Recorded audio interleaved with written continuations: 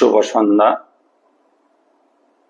পরমেশ্বর ভগবানকে প্রণাম জানিয়ে আমাদের আজকের সান্ধ্যকালীন গীতা আলোচনা অনুষ্ঠান আরম্ভ করছি।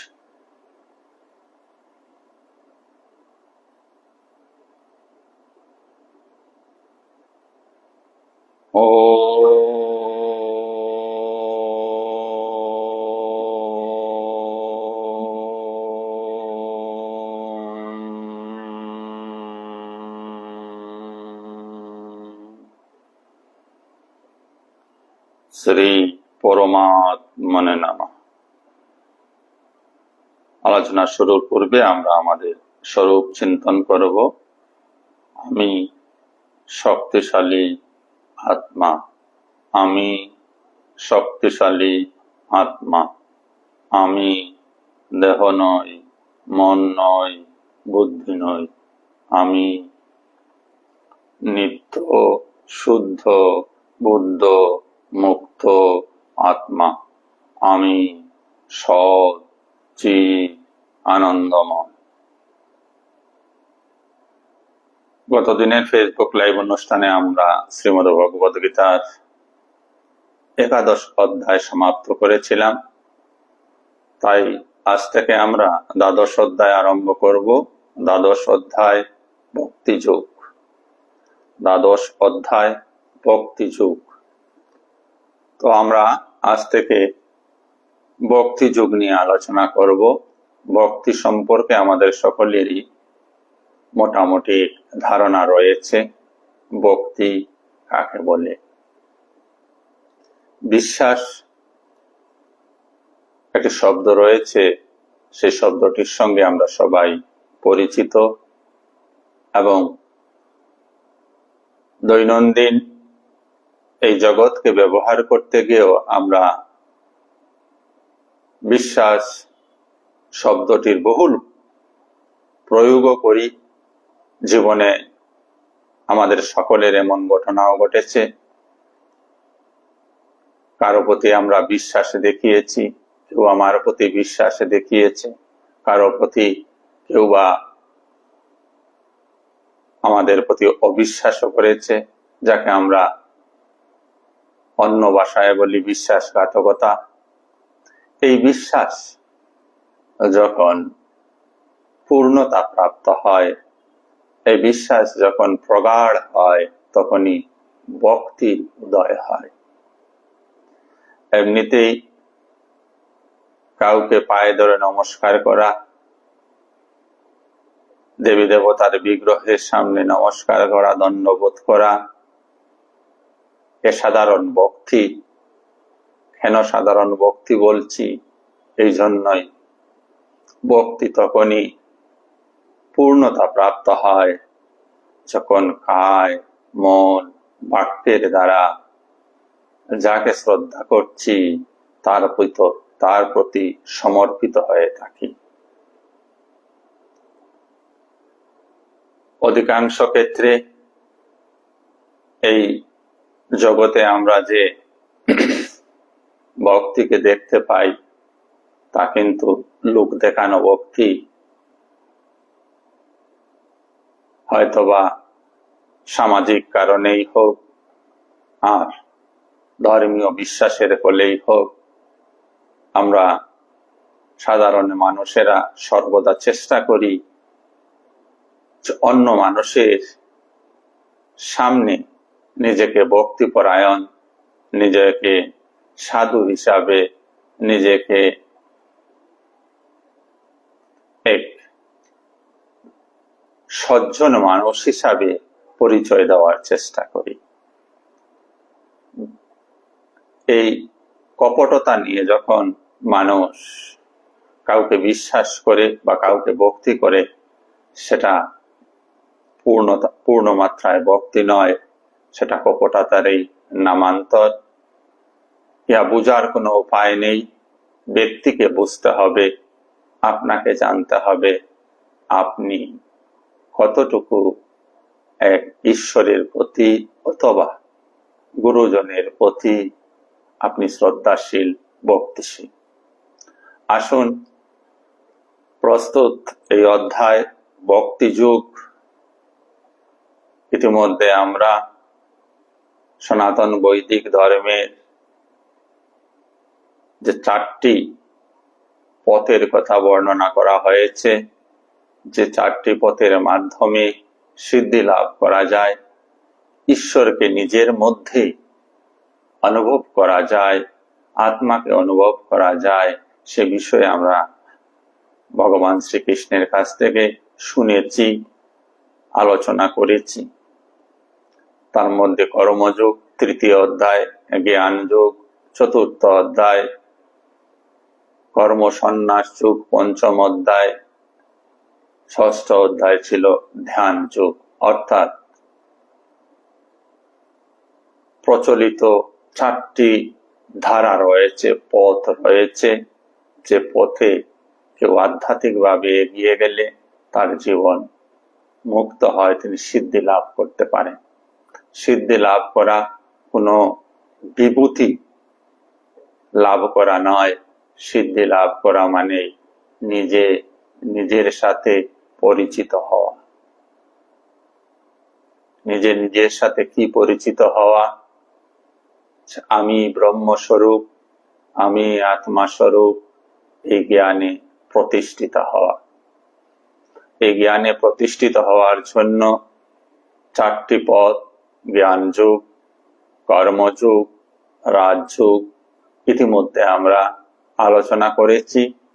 আজ পরবর্তী যে যুগটি রয়েছে সেটা হচ্ছে ভক্তি যুগ। আজ থেকে আমরা সেই ভক্তি যুগের আলোচনা করব। যুগ শব্দের অর্থ মিলন। ভক্তির দ্বারা কিভাবে পরমাত্মায় মিলিত হওয়া যায়, এই বিষয়ে প্রস্তুত 12 নম্বর অধ্যায়ে ভগবান শ্রীকৃষ্ণ বলবেন। আসুন আমরা ভগবানের কথা শুনি। এই অধ্যায়ের প্রথম শ্লোক, অর্জুন উবাচ। অর্জুন বলছেন,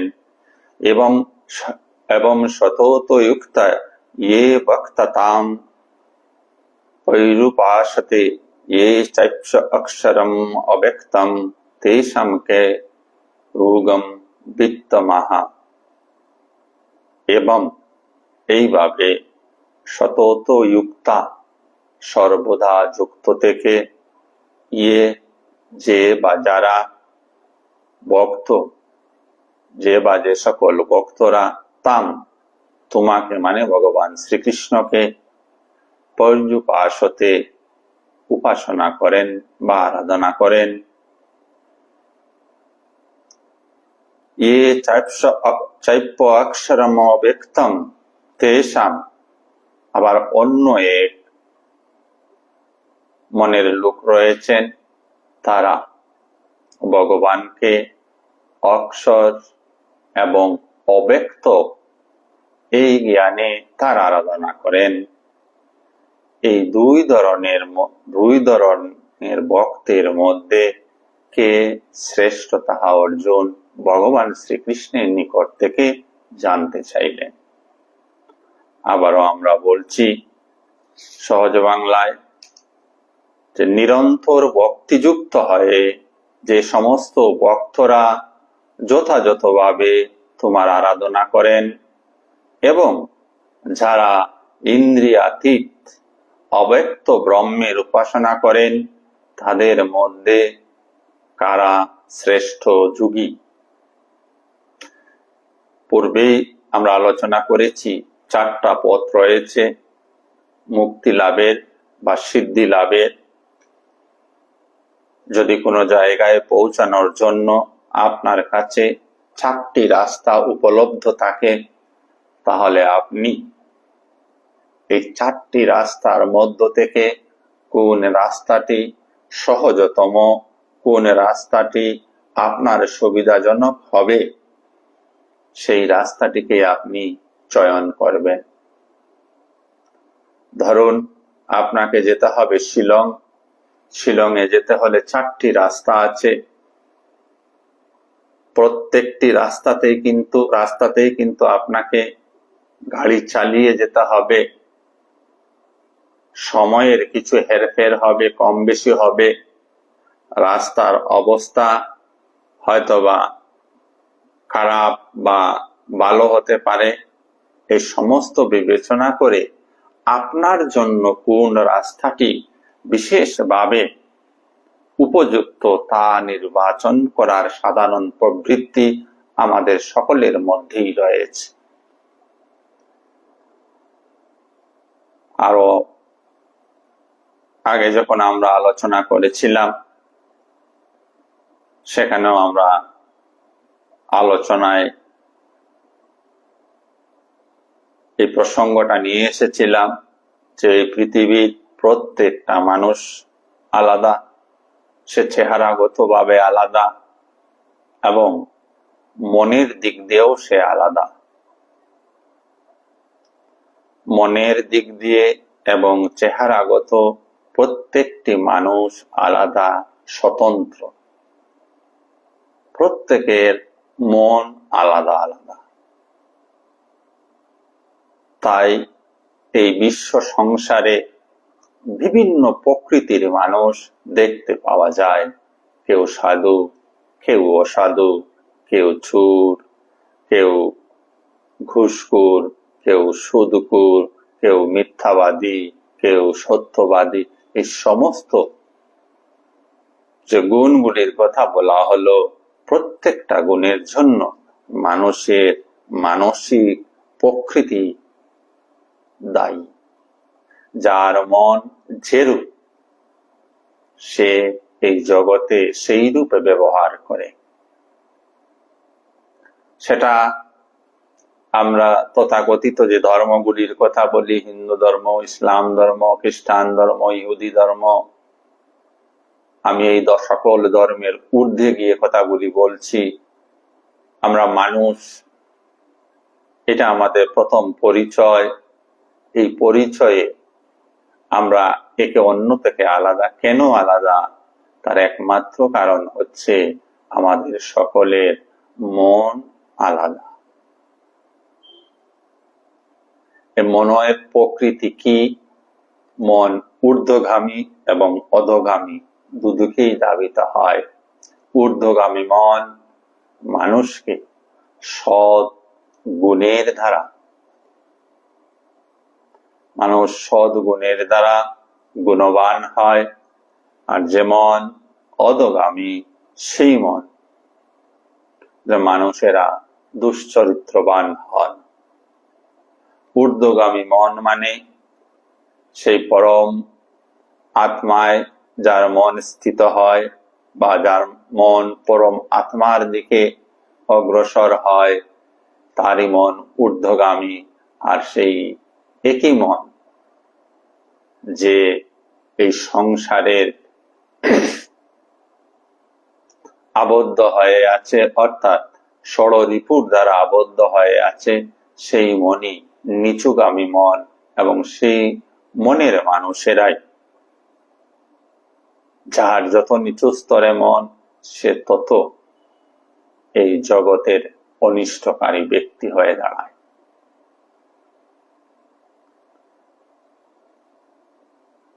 সনাতন ধর্মে মানুষের এই বিভিন্ন ধরনের মনকে জেনে মানুষের কাছে 4টা অপশন রাখা হয়েছে যে তুমি যে কোনো একটি পথে অগ্রসর হয়ে মুক্তির স্বাদ পেতে পারো, পরমাত্মার সঙ্গে মিলিত হতে পারো, নিজেকে সুন্দর সাধু মানুষ রূপে তৈরি করতে পারো। আর সেই সঙ্গত কারণেই অর্জুন ভগবান শ্রীকৃষ্ণকে জিজ্ঞাসা করলেন, কোন পথের মানুষ শ্রেষ্ঠ? এখানে আবারও বলে রাখি, কর্মযুগে ভগবান কর্মকে শ্রেষ্ঠ বলেছেন, জ্ঞান যুগে ভগবান জ্ঞানকে শ্রেষ্ঠ বলেছেন, ধ্যান যুগে ভগবান ধ্যানকে শ্রেষ্ঠ বলেছেন, ভক্তি যুগে ভগবান ভক্তিকে শ্রেষ্ঠ বলেছেন। ভগবান কোন পথকে একটির চাইতে একটির তুলনায় আরেকটিকে শ্রেষ্ঠ বলেননি। এটা খুব প্রণিধানযোগ্য কথা, কারণ আমাদের মধ্যে আমরা সবাই বিভিন্ন পথাবলম্বী হয়ে আছি, এবং এই যে বিভিন্ন পথাবলম্বী হয়ে আছি তার জন্য আমাদের অজ্ঞানী মানুষের মধ্যে ক্লেশ হয়। ধর্ম জগতে যে জ্ঞানের পথ শ্রেষ্ঠ, যারা জ্ঞানের চর্চা করেন, যারা ভক্তির চর্চা করেন তারা বলেন ভক্তির পথ শ্রেষ্ঠ। এই নিয়ে কিন্তু অজ্ঞানীদের মধ্যে বাক বিতণ্ডা হয়, অযথা কিছু আলোচনা বিলোচনা সমালোচনা হয়ে থাকে। এই সমস্ত মানুষের সংশয় দূরীভূত করার জন্যই ভগবান 4টি পথের কথাই শ্রীমদ্ ভগবত গীতায় বর্ণনা করলেন, এবং প্রত্যেকটি পথকেই স্বীয় গুণে তিনি শ্রেষ্ঠ বলে মতামত প্রকাশ করলেন। প্রস্তুত 1 নম্বর শ্লোকে অর্জুন জিজ্ঞাসা করলেন ভগবানকে যে কিছু ভক্ত আছে যারা তোমার সাকার পূজা অর্চনা করে, মূর্তি পূজা করে। সহজ ভাষায় আমরা যেন বুঝি মূর্তি পূজা। মূর্তি পূজাই হচ্ছে ভগবানের সাকার সগুণ রূপের পূজা, যা ভক্তি মার্গীরা করে থাকেন। আর জ্ঞান যোগীরা জ্ঞান বিচার করেন সেই নিরাকার নির্গুণ ব্রহ্মের। নিরাকার নির্গুণ ব্রহ্ম আর সাকার সগুণ ব্রহ্ম।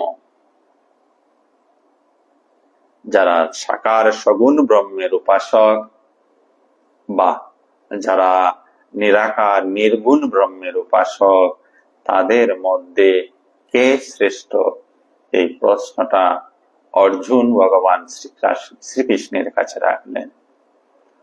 এবার অর্জুনের কথা শুনে ভগবান শ্রীকৃষ্ণ বলছেন, শ্লোক ক্রমসংখ্যা 2।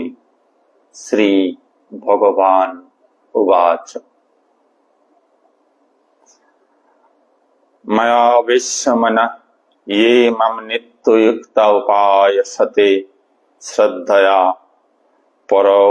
পরয়োপেতাস্তে মে যুক্ততমা মতঃ।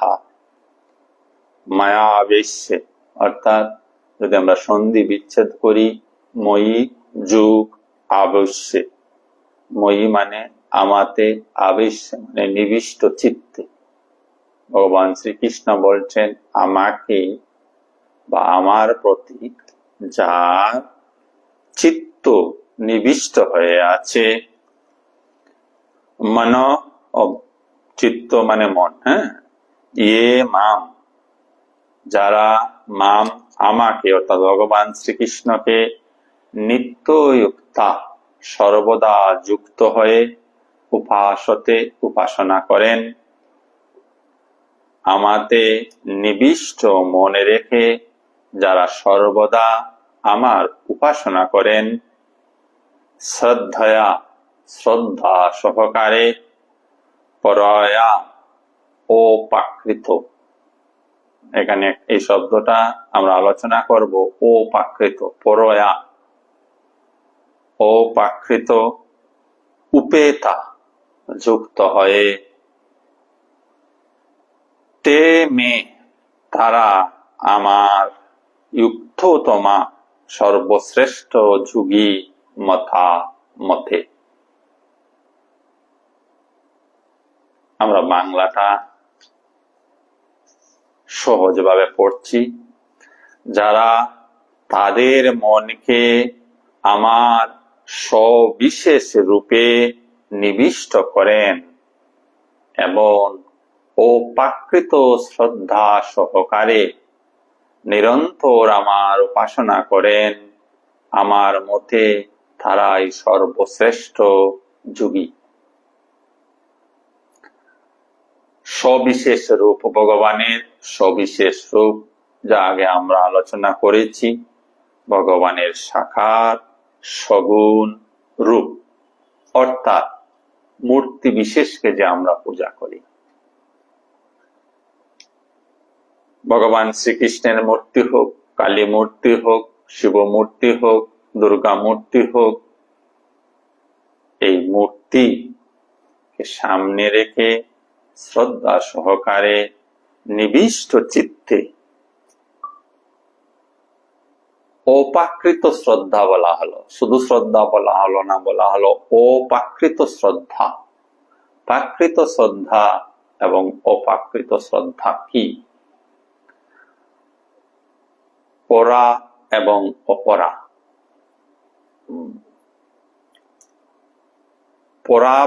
আমরা পরাবিদ্যা, অপরাবিদ্যা শুনেছি। পরাবিদ্যা হচ্ছে ভগবানের লাভ করার সেই বিদ্যা,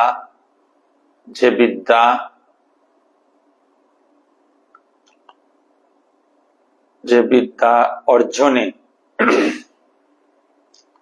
ভগবানের প্রতি মানুষ মনোযোগী হয়, শ্রদ্ধা আসে, ভক্তি আসে এবং ভগবানকে লাভ করার তীব্র বাসনা জাগ্রত হয়। সেটা হচ্ছে পরা বিদ্যা বা পরা প্রকৃতি। অল্প আগে আমরা মনের প্রকৃতি নিয়ে আলোচনা করেছিলাম, ঊর্ধ্বগামী মন আর অধোগামী মন। ঊর্ধ্বগামী মন মানে পরা মন, অধোগামী মন মানে অপরা মন। যেমন এই প্রকৃতিতে থাকতে চায়, এই জগতে থাকতে চায়, তাহলে প্রাকৃত শ্রদ্ধা হচ্ছে এই জাগতিক শ্রদ্ধা, যা আমরা আলোচনার শুরুতেই বলেছিলাম। আমরা সামাজিকতার বসে, ধর্মীয় আবেশে এই ধরনের শ্রদ্ধা প্রকাশ করে থাকি। যদি সেই শ্রদ্ধার মধ্যে প্রকৃত অকপটতা না থাকে, শুদ্ধতা না থাকে, পবিত্রতা না থাকে, তাহলে সে শ্রদ্ধা কিন্তু লোক দেখানো শ্রদ্ধা, প্রাকৃত শ্রদ্ধা। অপ্রাকৃত শ্রদ্ধা হচ্ছে লোক দেখানো নয়, ব্যক্তি বা ভক্ত বা সাধক মনে প্রাণে ঈশ্বরকে চাইছেন, মনে প্রাণে যিনি ঈশ্বরকে চান, তার শ্রদ্ধাই অপ্রাকৃত শ্রদ্ধা। তাই ভগবান বললেন, আমার সাকার সগুণ রূপে নিবিষ্ট হয়ে যিনি অপ্রাকৃত শ্রদ্ধা সহকারে নিরন্তর আমার উপাসনা করেন, আমার মতে তিনি শ্রেষ্ঠ। সঙ্গে সঙ্গে যেন আমরা কনক্লুশন নিয়ে না আসি যে ভক্তিপথ তাহলে শ্রেষ্ঠ। এই নিয়ে কিন্তু আমাদের মধ্যে বিবাদ, আগেও উল্লেখ করেছি, এখনো উল্লেখ করছি।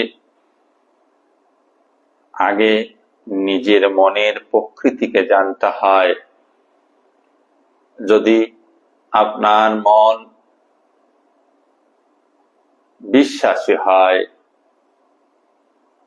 সাধারণভাবেই আপনার মন ভগবানের সাকার সগুণ মূর্তিতে, প্রতিমাতে বিশ্বাসী হয়, তাহলে আপনার জন্য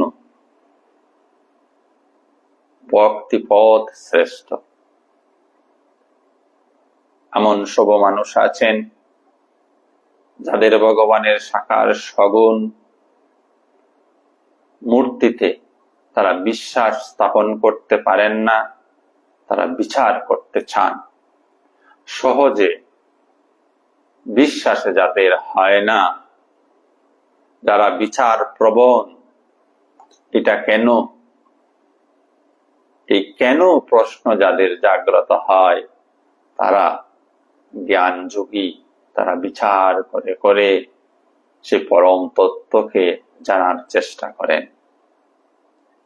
আবার পাতঞ্জল যোগশাস্ত্র অনুসারে ধ্যানেরও প্রভিশন এই ধর্মজগতে রয়েছে। ধ্যানের মাধ্যমে রাজযোগীরা সেই পরমাত্মাকে জানার চেষ্টা করেন। আপনারা প্রজাপতি ব্রহ্মকুমারী, ব্রহ্মকুমারীরা হচ্ছেন রাজযোগীর। গৌড়ীয় মঠ, ইস্কন ইত্যাদি ভক্তি যুগের। রামকৃষ্ণ মঠ মন্দির বা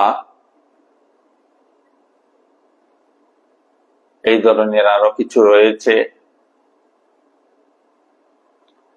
তারা জ্ঞান যোগের চর্চা করেন। ঋষি অরবিন্দ ঘোষ, ঋষি অরবিন্দ ঘোষের যারা ফলোয়ার্স, তারা কর্মযোগের চর্চা করেন, কর্মযোগকে ভালোবাসেন। আপনাকে চয়ন করতে হবে আপনার মনের প্রকৃতি অনুসারে আপনাকে কোন পথে যেতে হবে। জ্ঞান বিচার ভালো লাগলে বাই ডিফল্ট আপনার মনের প্রকৃতি অনুসারেই আপনি জ্ঞান বিচারী হবেন। বিশ্বাস আপনার মধ্যে প্রবল হলে অটোমেটিক্যালি আপনি ভক্তি যুগে চলে আসবেন।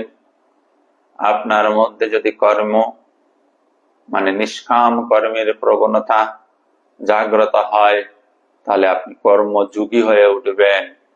আর যদি ধ্যানের প্রবণতা আপনার মধ্যে হয়, তাহলে আপনি রাজযোগী হয়ে উঠবেন। নিজের মনকে প্রথমে যাচাই করে নিজের পথটা নিজে চয়ন করতে হয়, নির্দিষ্ট করতে হয়।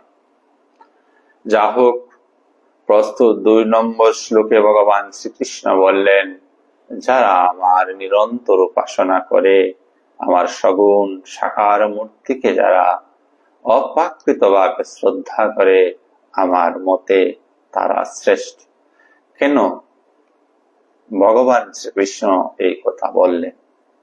মানুষের মন সর্বদা কিছু বিষয়, কিছু বস্তুকে ধরে চিন্তা করতে অভ্যস্ত।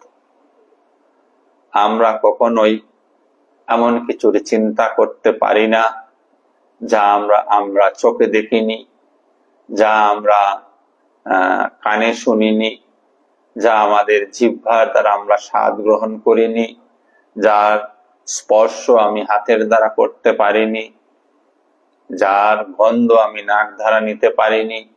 এইরকম কোন বিষয়ের চিন্তা আমরা করতে পারি না। মোট কথা কি হলো, আমাদের পঞ্চ জ্ঞানেন্দ্রিয়ের সাহায্যে এই জগৎ থেকে যে যে বিষয়গুলি আমরা অনুভব করি, সেই বিষয়গুলোর উপর আমরা চিন্তা করতে পারি। তাই আমাদের মনে যত চিন্তার সমাহার, সেই সমস্ত চিন্তা বিষয় কেন্দ্রিক। নির্গুণ নিরাকার কিছু নেই, নিরাকার ব্রহ্মের উপাসনা সকলের জন্য নয়, সবাই করতে পারেন না। কেন নয়? প্রত্যেক সাধক সাধিকা যখন আধ্যাত্মিক পথে আসেন, তার মধ্যে একটি সচল মন থাকে। মন মানেই চিন্তার সমষ্টি। ওই চিন্তার সমষ্টিকে ধীরে ধীরে বিচারের সাহায্যে, কি বিচার? ব্রহ্ম সত্য, জগৎ মিথ্যা। উপনিষদের এই মূল বিচারকে কেন্দ্র করে শ্রবণ, মনন, নিদিধ্যাসন, অর্থাৎ শোনা, সেটা পড়ার মধ্যেও হয়, সদ্গুরুর কাছ থেকেও শোনা হয়, সেটাকেই শ্রবণ বলা হয়। যা শ্রবণ করা হলো তার যখন একান্ত মনে বসে আমরা স্মরণ করি, মনন করি, যে বিষয়টা কি, তাকেই মনন বলা হয়। এই মননের গভীরতা যতই বাড়ে, প্রগাঢ় হয়, মানুষ তখন এই ইহ জগতে কি ঘটছে বা কি ঘটছে না সে সম্বন্ধে সে ধীরে ধীরে বুঝে উঠতে সক্ষম হয় না। সে অন্য জগতে চলে যায়, যেখানে সে একাই থাকে। অন্য জগৎ বলতে এই আপনার ঘরেই বসে আপনি সেই জায়গায় যেতে পারেন। এবং আমরা প্রত্যেকেই কোনো একটা বিষয় নিয়ে জীবনে কোনো সময়ে হয়তো বা এতটা একাগ্র হয়েছি যে আমাদের আশেপাশে কি ঘটছে আমরা লক্ষ্য রাখতে পারিনি। সেটা পড়াশোনা হোক, সেটা অর্থ হোক, সেটা পরনিন্দা পরচর্চা হোক, সেটা পরের সুখ্যাতি নিয়ে আলোচনা হোক, সেটা আপনার ভবিষ্যৎ পরিকল্পনাই হোক, সেটা আপনার অতীত জীবনের পর্যালোচনাই হোক, এতটাই আমরা অনেক সময় মগ্ন হয়ে যাই যে আমার এই দেহ বুধ পর্যন্ত হারিয়ে ফেলি। একাগ্রতার পূর্ণ পরাকাষ্ঠা। দুটা মানুষের মধ্যে কিসের তফাৎ?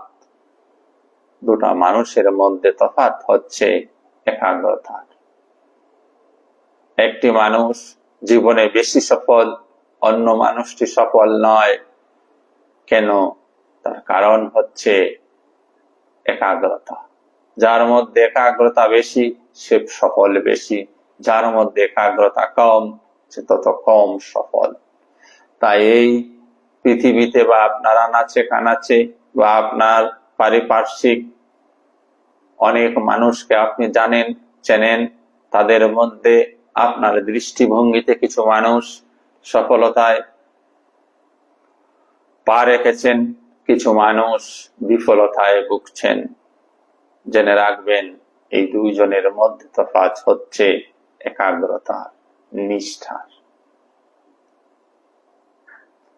যেমন যেমন আমাদের মধ্যে একাগ্রতা বাড়বে তেমনই আমরা জীবনে সফল হয়ে উঠব। আধ্যাত্মিক পথ একাগ্রতার উপরে নির্ভরশীল। যদি আলোচনায় আমরা ছিলাম যে নিজেকে প্রথমে বুঝতে হবে, জানতে হবে নিজের মনের প্রকৃতি কি, সেই অনুসারে আত্মজ্ঞান লাভের জন্য আপনি নিজের পথ চয়ন করবেন। অন্যের নির্দেশিত পথে কখনো হাঁটতে যাবেন না। যদি হাঁটেন তাহলে আপনাকে সফলতার পরিবর্তে হয়তো বা বিফলতা হাত লাগতে পারে। উদাহরণস্বরূপ সচিন তেন্ডুলকর। আমরা সচিন তেন্ডুলকরের নাম সবাই শুনেছি। ধরুন খেলার জগতে ফুটবল খেলাও আছে, ক্রিকেট খেলাও আছে, হকি খেলাও আছে, কাবাডি খেলাও আছে।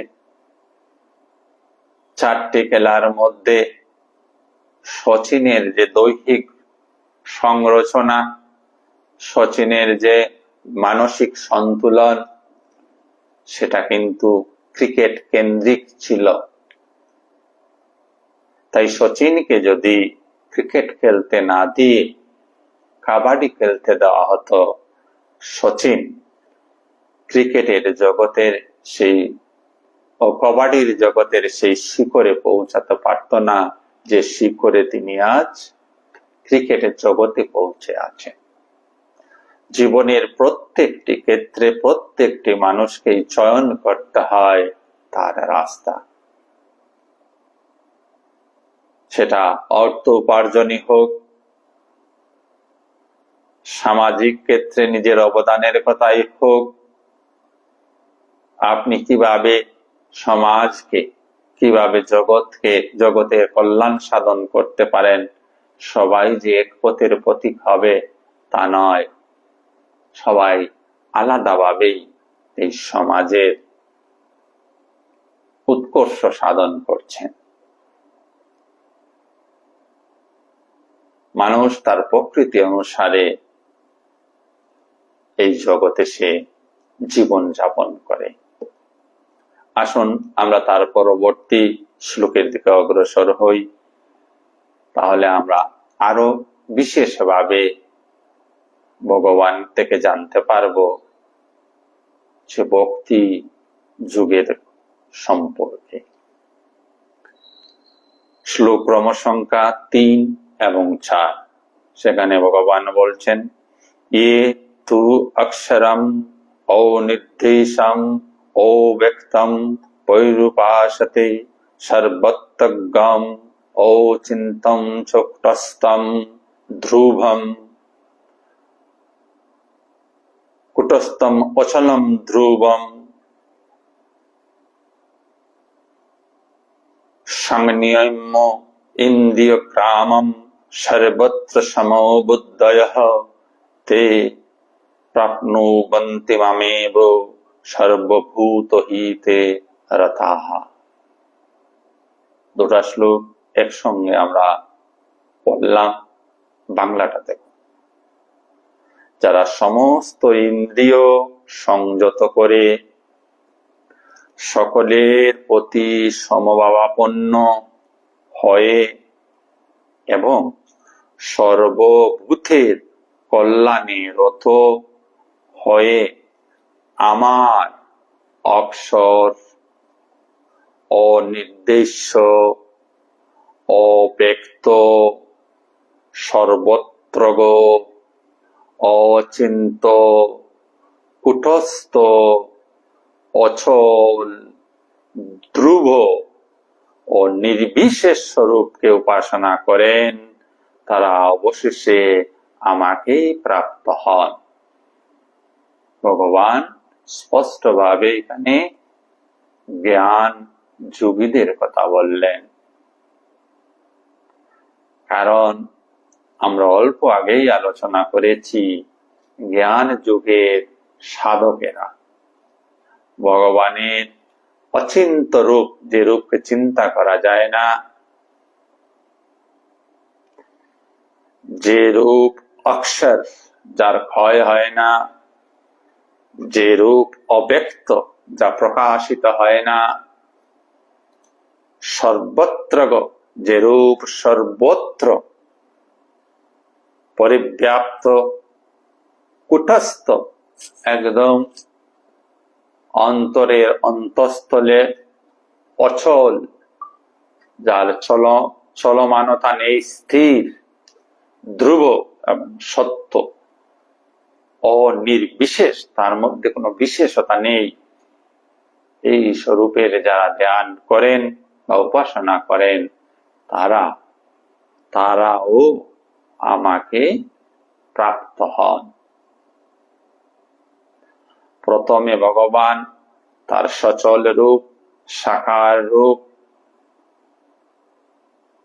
কথা বললেন, যে সাকার রূপে আমাকে, সগুণ রূপে, সচল রূপে যারা আমার আরাধনা করে তারাও আমাকে প্রাপ্ত হয়। আর যারা আমার নিরাকার নির্গুণ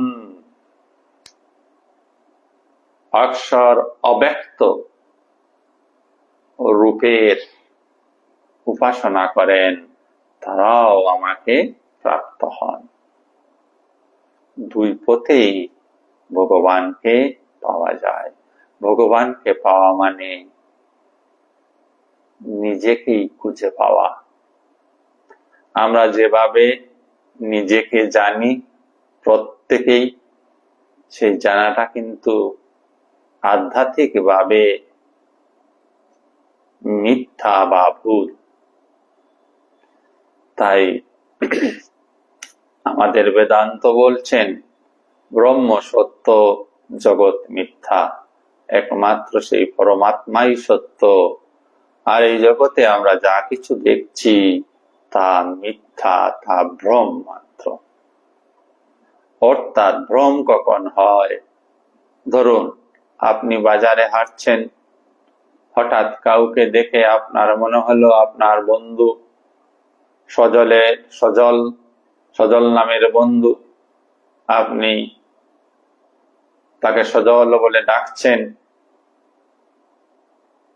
হঠাৎ আপনার সম্বিত ফিরল বা ওই লোকটা আপনার সামনে এসে দাঁড়ালো, তখন আপনি দেখলেন এ তো সজল নয়, দেখতে সজলের মতো। এই দেখতে সজলের মতো আপনার ভ্রম উৎপন্ন হয়েছিল। তো বলা হয় এই জগতে যা কিছু দেখছেন সব ভ্রমাত্মক, এই জগতের আসল রূপটা অন্য। যেমন আমরা মানুষ দেখি, অন্য সবকিছু আমরা ছেড়ে দিলে আমরা মানুষ দেখি। মানুষের মধ্যে আমরা পুরুষ মানুষ দেখি, মেয়ে মানুষ দেখি, বৃদ্ধ মানুষ দেখি, বাচ্চা মানুষ দেখি, যুবক দেখি, যুবতী দেখি, কিশোর দেখি, কিশোরী দেখি, রোগী মানুষ দেখি, পাগল মানুষ দেখি, মদ্যপায়ী মানুষ দেখি, নেশাগ্রস্ত মানুষ দেখি, উচ্ছৃঙ্খল মানুষ দেখি। প্রত্যেকটি মানুষের আগে দেখুন আমি এক একটি উপাধি লাগিয়েছি। নারীও মানুষ, পুরুষও মানুষ, মদাইজনও মানুষ, উপাধি যুক্ত করে ফেলেছি, নাম যুক্ত করে ফেলেছি। এই প্রতিটি মানুষের মধ্যে এক কমন জিনিস আছে। সেই কমন জিনিসের জ্ঞান যার হয়, ওই কমন জিনিসটা কি? পরমাত্মা। প্রত্যেকের মধ্যে পরমাত্মা রয়েছে। যার এই পরম জ্ঞান হয় তিনি মানুষকে মানুষই দেখেন এবং আরো গভীরে গিয়ে প্রত্যেক জীবের মধ্যে তিনি পরমাত্মাকে দেখতে পান। আর আমাদের সংস্কার জন্য বুদ্ধি এই বিভেদতার সৃষ্টি করে। যত বেশি বিভেদতা তত বেশি মানুষের মধ্যে জঞ্জাল বাড়ছে। এই পৃথিবীতে যত উপদ্রব হচ্ছে, যত হিংসাজনক ঘটনা ঘটছে, তা মানুষের মধ্যে প্রগতির জন্য মানুষকে ভুলভাবে ব্যাখ্যা করছে। তার জন্য প্রথমে আমরা ধর্মের নামে শ্রেণী বিভাগ করে ফেলি। আমি হিন্দু ধর্মের, ও ইসলাম ধর্মের, ও খ্রিস্টান ধর্মের। মানুষ হারিয়ে যায় ওই ধর্মের সন্ধানে, মানুষ হারিয়ে গেল। এইবার আসি একটা পার্টিকুলার ধর্মের মানুষের কাছে, ধরুন সেটা সনাতন ধর্ম। এবার সনাতন ধর্মে উনি বিহারের হিন্দু, আমি আসামের হিন্দু, উনি চায়নার হিন্দু, বিভক্ত। হিন্দুর মধ্যে আবার বিভাজন রয়েছে, বর্ণ অনুসারে বিভাজন, ভাষা অনুসারে বিভাজন, দেহের রং অনুসারে বিভাজন, স্ত্রী পুরুষ অনুসারে বিভাজন। এই সমস্ত বিভাজন মানুষের মধ্যে ভেদাভেদের সৃষ্টি করছে। আর যেখানে ভেদাভেদ হবে সেখানেই জঞ্জাল হবে। একজন আরেকজনকে পিছে ফেলে এগিয়ে যাওয়ার চেষ্টা করবে। আর ইহাই জগতে হয়ে চলছে। আর এই জন্যই আধ্যাত্মিকতার প্রয়োজন, স্পিরিচুয়ালিটির প্রয়োজন। সে যে কোনো ধর্মাবলম্বী মানুষ হোক, ধর্মের মূল সত্যকে বুঝতে হবে। সৃষ্টিকর্তা মানুষের মধ্যে কোনো ভেদাভেদ রাখেননি। আমরা মানুষেরা মানুষে ভেদাভেদ তৈরি করেছি এবং তার যন্ত্রণা ভোগ করছি। তাই পৃথিবীর চারিদিকে যে কোলাহল, যে নরসংহার হচ্ছে, যে যুদ্ধের বিভীষিকা, তা কোন রাজনৈতিক ভাবে, কোন দলীয় ভাবে, কোন মানুষের মধ্যস্থতায় কখনো নিরস্ত্র করা যাবে না, কখনো শেষ করা যাবে না। পেহেলগামের যে ঘটনা, ইহা ওই অজ্ঞানী মানুষের,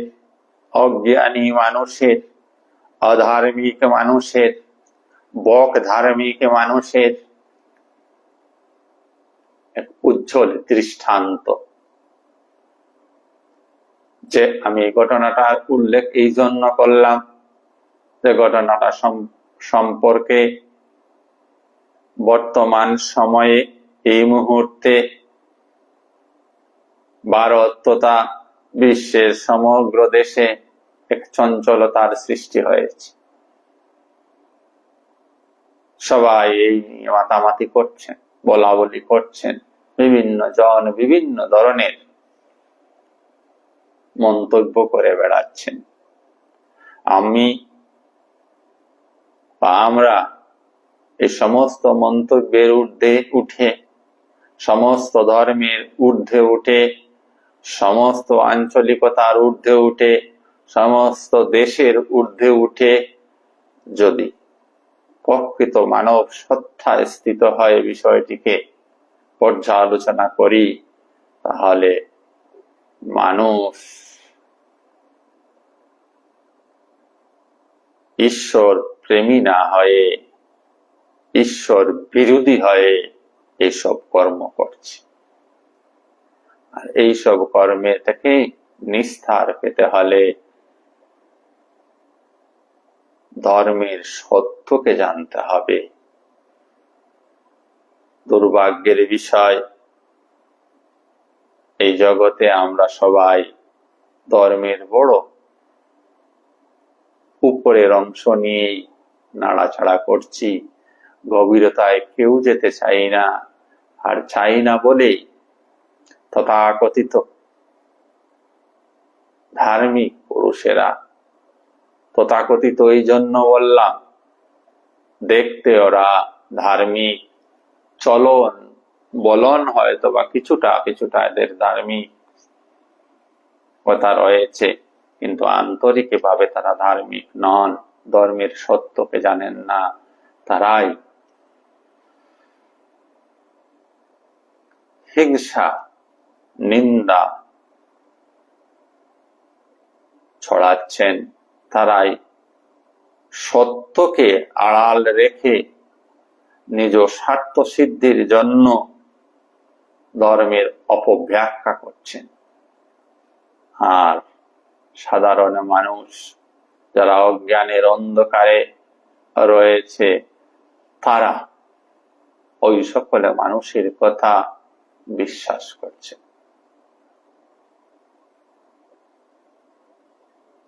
প্রতিটি মানুষ যদি নিজ নিজ ধর্মের শাস্ত্র গ্রন্থ অধ্যয়ন করত, শাস্ত্রের গভীরে ঢোকার চেষ্টা করত, তখন তাকে আর এত সহজে বোকা বানানো যেত না।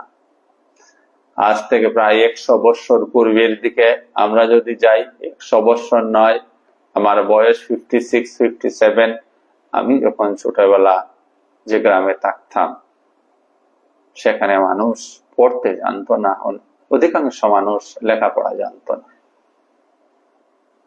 এখনো মনে আছে বা আপনাদের সকলেরই মনে আছে যে গ্রামে একখানা চিঠি এলে পড়ার জন্য এ বাড়ি যেতে হতো, চিঠির উত্তর লিখাতে হলে এ বাড়ি যেতে হতো।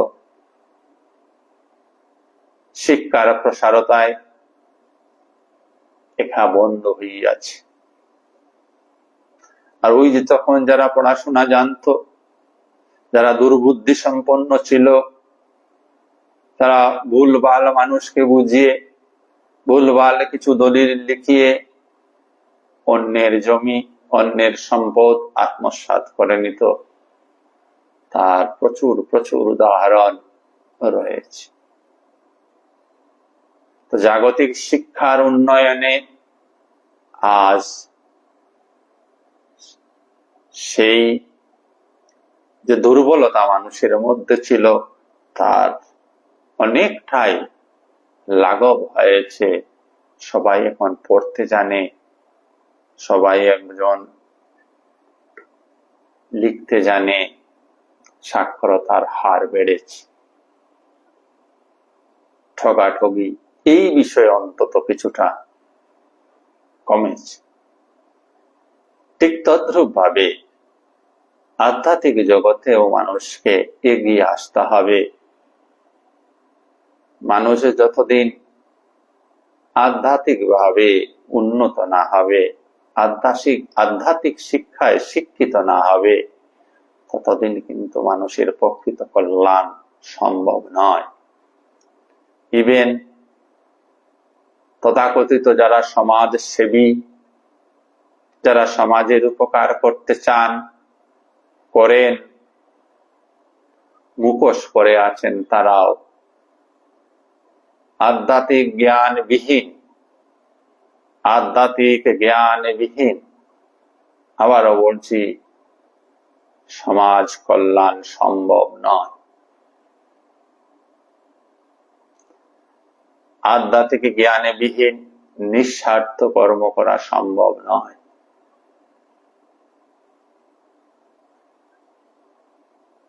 আমাদের একদম উঁচু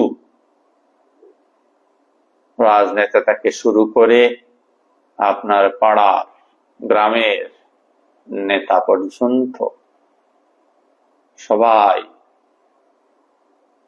আধ্যাত্মিকভাবে অনভিজ্ঞ। চাণক্য বলেছিলেন যে দেশের রাজা, যে সম্প্রদায়ের রাজা, যে পাড়ার রাজা আধ্যাত্মিকভাবে অশিক্ষিত হবে, সে যদি দেশ, পাড়া, রাজ্য শাসন করে তবে মানুষের দুর্ভোগ ভুগতেই হবে।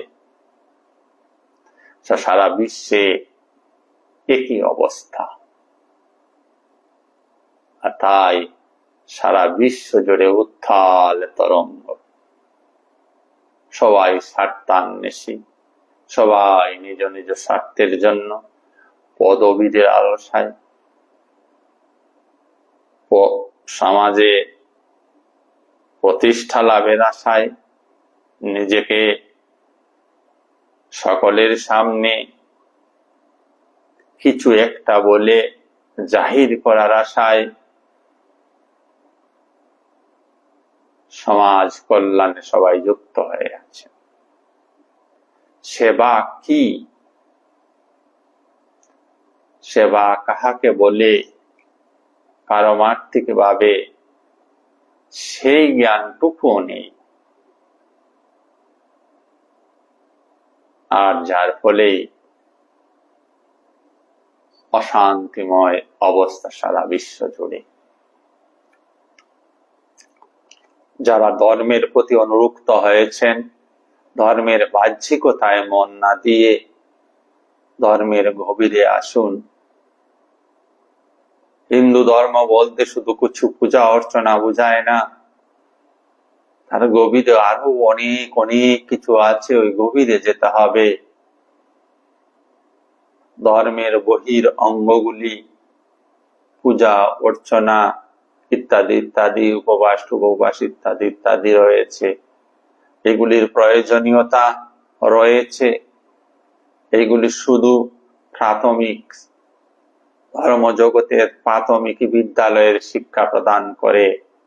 ধর্ম জগতে যদি উচ্চ শিক্ষিত হতে চান, তাহলে এইগুলির শেষেও আরো আরো শিক্ষার প্রয়োজন রয়েছে, সেই দিকে নিজেকে অগ্রসর করে নিয়ে যেতে হবে। তাই আমরা যে জায়গায় ছিলাম,